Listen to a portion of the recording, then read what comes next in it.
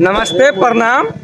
आज एक भाई मेरे साथ है, वो उसका गाना मेरे को इतना दिल पे लगा ना, सुनने का मन हो गया। तो आइए 2 लाइन सुनते हैं इससे। चलिए नमस्ते प्रणाम। जितना भी भोजपुरी श्रोता समाज सुने वाला लोग बा सबके हम गोड़ छू के गोड़ लगते भैया। हमार नाम राजू राजा परला। एगो भाई बेटा गुल हलन, यही से हम इनकरा से बात करतनी बानी। अभी भैया हम गुजरात में हमार गाना लिखल रहो, सबके एगो सुनावतनी भैया।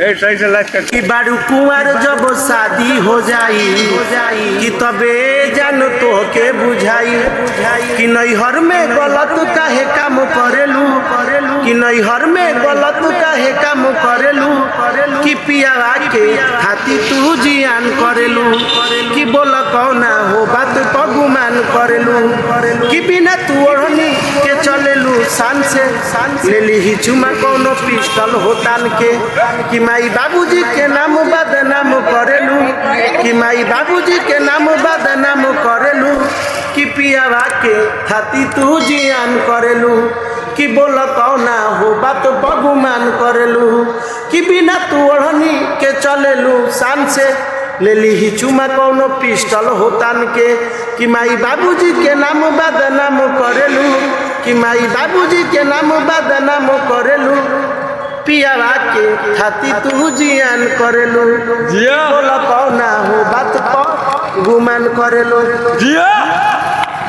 हमार गाना लिखल है भाई। तो आप लोग को कैसा लगा कमेंट में बताइएगा। नमस्ते, प्रणाम, बाय। अभी के लिए बाद में मिलेंगे फिर।